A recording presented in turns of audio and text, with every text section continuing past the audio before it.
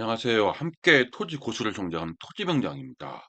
이번 시간에는 취득세에 대해서 한번 정리를 해볼까 합니다. 자격농민, 후계농죠? 후계농업경영인, 귀농인, 이 취득세가 실무적인 내용도 있지만 이번 시간은 법률적인 것, 그 실무적인 내용이 훨씬 더 중요한데 그래도 법률을 알고 있어야 되겠죠? 그래서 법률적인 내용 가지고 한번 얘기를 해보도록 하겠습니다. 지방세 특례 제한법에 이 자격 농지 등에 대한 감면이 있습니다. 농지 등의 감면이 있거든요. 특례 제한법 6조에 있습니다. 6조. 제가 늘 실무에서 얘기하는 게 있습니다. 법은 항상 발전한다.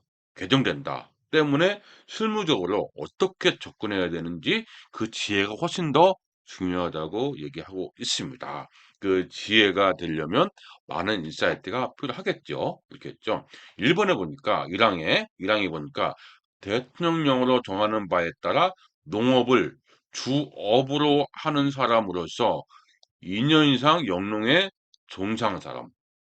그래서 이렇게 좀 빨간색으로 되어 있죠. 이렇게 했고 또 하나 더 보겠습니다. 또는 후계 농업인, 그쵸? 후계 청년 농업인 육성 지원에 관한 법률 8조에 따른 후계 농업 경영인, 청년 창업, 청창농정, 그 청년 창업형 후계 농업 경영인, 이거를 이 지방세 특례 제한법은 자격농민이라고 했습니다. 자격농민, 그렇죠? 그러니까 대통령 정하는 바에 따른다는 얘기는 영이죠. 그건 뭡니까? 이거는 시행령, 그렇죠? 시행령이죠. 시행령, 그렇죠? 시행령입니다. 이렇게 했고, 그 다음에 대통령 정하는 기준, 이것도 역시 시행령에 있겠죠. 이건 법이잖아요, 그렇죠? 법. 그 시행령에 있습니다.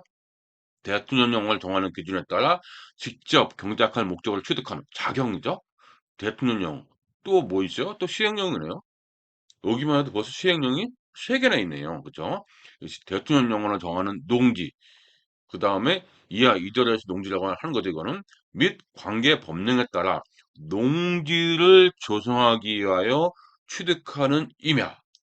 그러니까 임야를 하는데 농지로 조성하는 임야입니다. 개간호가죠. 그러니까 농지를 조성하는 임야에 대해서는 취득세에 그냥 임야 사는 게 아니고 농지를 하기 위해서, 농지를 만들기 위해서 취득한 임야겠죠.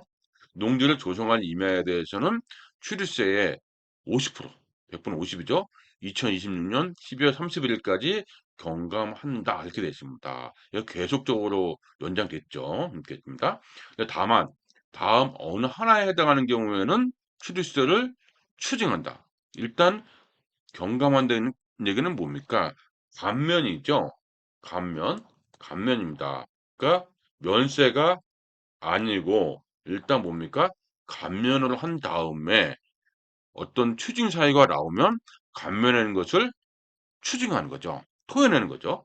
그래서 이 법률 하나만으로도 많은 내용을 우리가 알아야 될 것이 많이 있습니다. 이렇게 있죠. 여기서 보니까 어떤 내용이 추징하냐 보면 정당한 사유 없이 이게 종사한 사람이 농지나 임야를 취득했어요. 그 취득일로부터 2년 될 때까지 자격 농민으로서 농사를 하지 않거나 임야 같은 경우는 농 조성을 하지 않으면 뭡니까? 취득세를 50%를 그 추징하는 거죠. 토해내는 거죠. 아니면 2년 미만이 있어요. 직접 경작한 미만이. 그래서 미만 상태에서 매각, 증여, 다른 용도로 상환하는 경우 이게 있습니다. 취득세를 감면받으려면 의무 종사 기간이 있네요. 의무적으로 경영하는 기간이 있어야 되는 거죠. 그래서 세금이라는 것이 늘 이런 식으로 경감하면, 감면하면 그에 따른 어떤 그 의무 조건이 있구나. 이거를 우리가 알고 있어야 되겠죠. 이렇게 했고요. 그 다음에 두 번째를 보니까, 2항을 보니까 자격농민이 똑같죠. 그러니까 이 2년 이상 영농에 종사한 사람이라든지 후계농죠. 이렇게 자격농민이 다음 각호의 어느 하나에 해당하는 시설입니다. 시설. 조금 전에는 농지였죠. 시설로서 대통령령으로 4개나 나오는 죠. 대통령령하는 기준에 적합한 시설. 이겠죠. 대통령령이 계속 나오죠. 이게 시행령에 자세히 봐라. 이 얘기입니다. 대통령령을 정하는 기준에 적합한 시설을 농업용으로 직접 사용하기 위하여 취득하는 경우 해당 농사용 시설에 대해서 시설이죠. 시설 역시 50%를 감면한다 얘기입니다. 그러니까 뭐 경우균이 뭐 여러 가지 있을 거 아닙니까? 농업용 직접 사용하게 취득하는 경우 농업용 시설, 그렇죠? 양장, 그다음에 버섯 재배용 건축물, 고정식 온실 이 시설을 하기 위해서 직접 사용하기 위해서 시설을 하기 위해서 뭐 있습니다. 장비 말고 시설도 있겠습니다. 이렇게 했고요. 그러면 축산법, 그 축산법 가축을 사육하기 위한 시설, 부속시설로 대통령 정한 시설, 대통령 정한 시설 계속 나오네요. 시행령이죠. 좀 이따 볼 겁니다. 창고 및 농산물 선별 처리 시설. 창고도 저온 창고, 상온 창고, 농기계 보관용 창고만 해당한다고 되어 있습니다. 이것도 우리가 인사이트에서는 굉장히 중요한 내용이거든요. 실전에서는 잘 이해하셔야 될 겁니다. 지금 법률적으로 보고 있습니다. 이렇게 있고요. 그다음에 이거는 면허세는 폐지됐죠. 면제 이거 의미가 없죠. 그렇게 있고 다음에 사항을 보니까 또 나오네요. 대통령령으로 정하는 바에 따라 농업농촌식품산업기본법 왜? 이겠죠? 농지법이 아니죠. 농지법이 아닙니다. 기본법에 따른 농촌 지역으로 위주하는 귀농인이 나오네요. 귀농인. 귀농은 역시 뭐라 그럽니까? 귀농인이 대통령령을 정하는 기준에 따라 직접 경작 사용할 목적으로 농사 작용이죠. 대통령을 정하는 귀농인. 대통령은 계속 나옵니다. 귀농일로부터 3년 이내에 출입하는 농지는 그다음에 출입한 이만 나오네요. 개간하기 위해서 동지를 조성하기 위해서 그다음에 및 농업용 시설.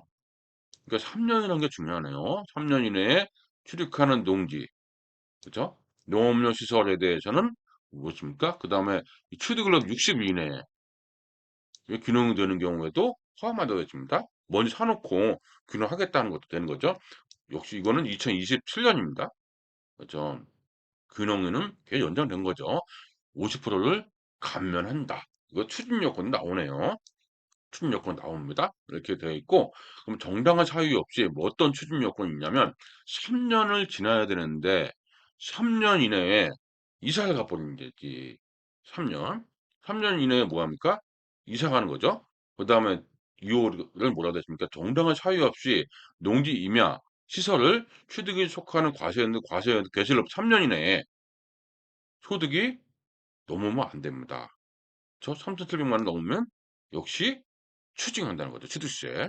추징합니다. 이렇게 추징하는 거 나오죠. 이게 있고 정당한 사유 없이 어느 하나에 해당하는 경우 취득으로부터 2년 이내에 직접 경작하지 아니한 경우도 그렇죠? 여기 있죠? 아니한 경우도 취득한다 나와 있습니다. 여기 보니까 그렇습니까?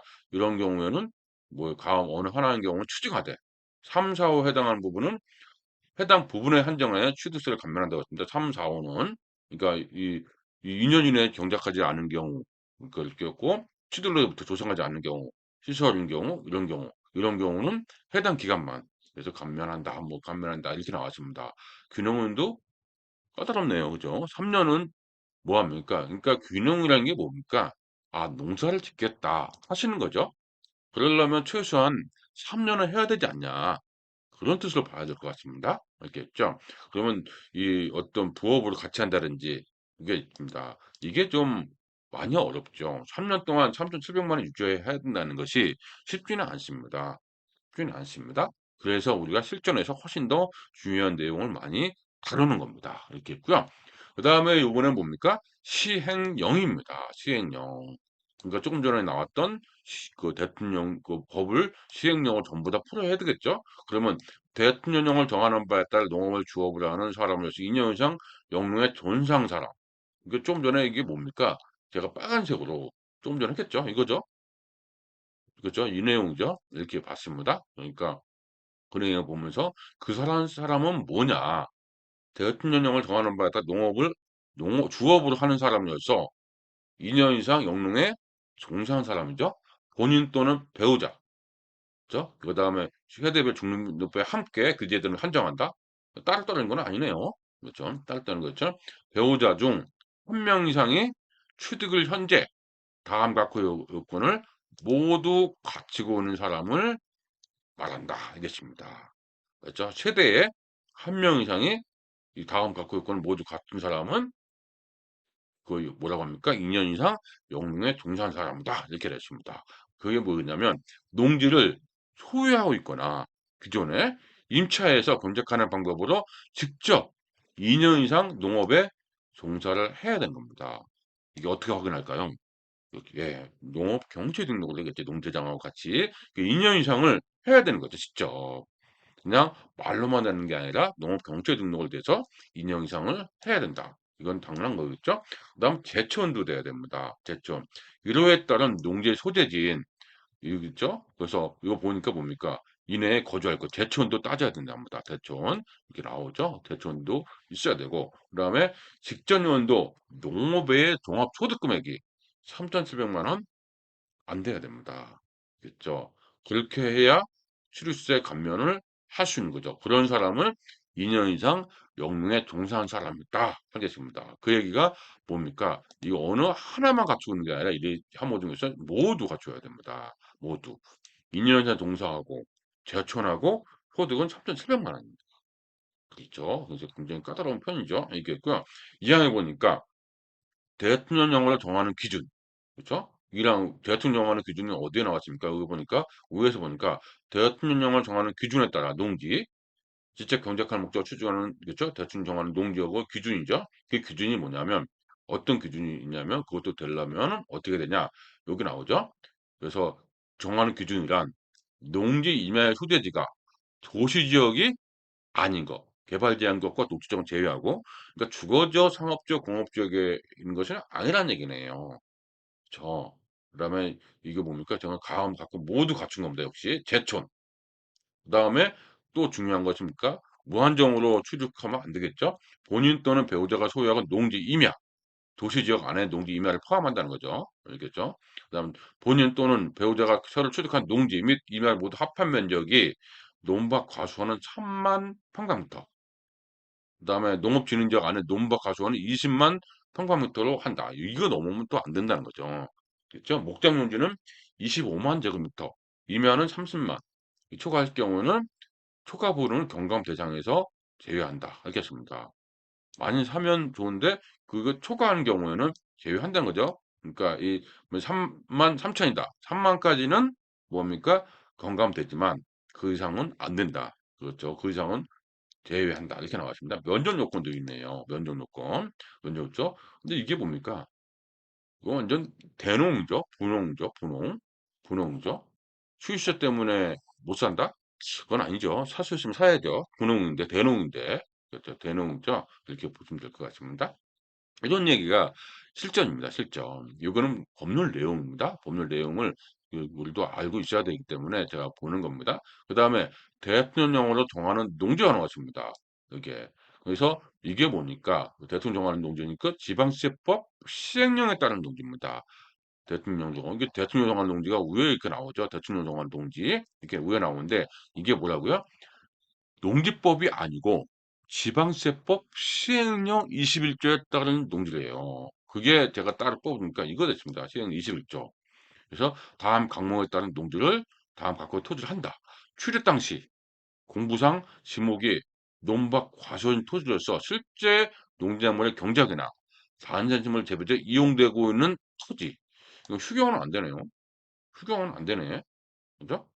그러니까 실제 경작이나 다산식물 재배에 이용되는 토지만 대통령 정하는 토지예요. 그러니까 전답 과수원은 토지로서 실제 농작물. 그러니까 만약에 뭐 이렇게 어떤 묵전이라든지 묵답은 안 되는 거네요. 그죠? 이 경우 농업 경우 필요한 농막 그건 포함한다고 했죠? 두엄간, 그다음 양수장, 뭐 이런 농도 등은 포함한다. 이렇게 됐습니다. 또 취득 당시 논밭 과수 목장 용지로는 토지였어. 목장 용지네 이거는. 그렇죠? 실제가 이준 겁니다. 세법은요. 세금이다. 우리 하나 알아야 될 것은 세금이다, 세법이다. 이거는 항상 뭡니까? 현황을 중요합니다. 현황주의라고 얘기하죠. 현황주의. 현황주의. 이걸 얘기합니다. 그러니까 현황이 농지인 경우, 현황이 축사한 경우. 이게 기억해야 되겠죠? 그래서 구분하기 위해서라면은 지방세법 이런 게 나오는 거는 항상 뭡니까? 아, 세금이다. 그래서 현황주의를 따진다. 이 얘기입니다. 그래서 요거는 뭡니까? 아, 현황을 따른다. 그래서 농지법이 아닙니다. 농지법은 뭡니까?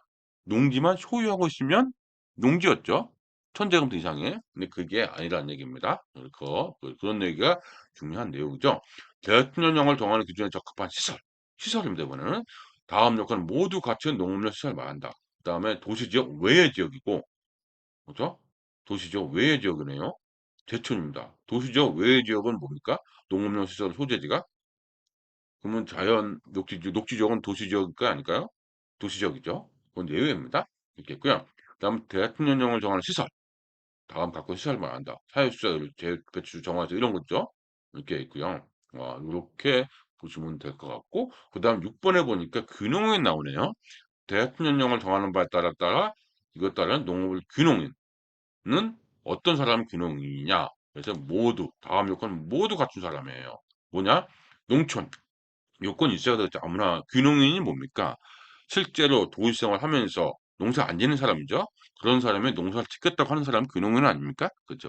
보니까 농촌 외의 지역에서 도시 지역이죠. 한마디로 외의 지역에서 실행했던 균형을 기준으로 1년 이전에 부터 전입신고를 하고 그죠? 1년 이전부터 계속해서 실제 거주한 사람일 것. 균형이 이렇게 되는 것이 균형으로 봐야 됐다. 바로 오는 게 균형이 아니죠. 그 다음에 균형을 전까지 계속해서 1년 이상 농업에 종사하지 않는 사람. 요게 이제 균형입니다. 실제 거주한 사람까지 전수하고 이겠죠? 이게 균형입니다. 균형이 되려면 최소 1년 이전에 전입신고하고 그 전에 농사를 짓지 않는 사람을 균형이라고 하죠. 1년 전 이상 계속해서 균형 전까지. 그쵸? 농사를 1년 이상. 그러니까 조그맣게 한 건 아니라 와가지고 좀 농사 짓고 있었죠. 1년 안 됐죠, 아직은. 1년 이상 농업에 종사하지 않는 사람. 그러니까 뭡니까? 이사를 해서 1년 전에 좀 알아보다가 농사를 짓기 시작했어요. 1년 넘기 전에 이 신청을 해야 되겠죠. 그쵸? 근데 그런 것을 절차를 잘 이해해야 됩니다. 하나하나만 이해하시면 안 되고, 제가 그 오프에서 늘 얘기하는 게 뭡니까? 퍼즐 맞추기를 잘해야 된다고.